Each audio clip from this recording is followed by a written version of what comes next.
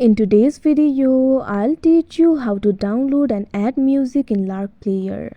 First of all, launch open Lark Player application. You can see over here Lark Player application has been opened. Initially, you'll be led to this kind of interface. So in Lark Player, if you want to download and add the songs, it is actually very simple. Lark Player automatically accesses your device's music and adds it automatically.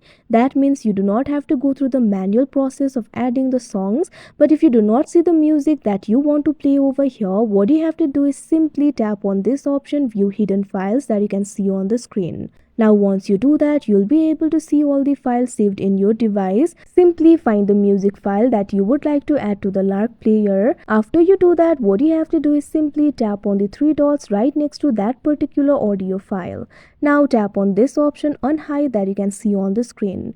So like this, you'll also be able to unhide the music and it will be added over here, and you'll be able to play the music according to your choice. So basically the music saved on your device will be automatically added to the Lark Player. So like this, you'll be able to do it. So that is how you download and add music to Lark Player. I hope you found this video helpful. Thank you for watching.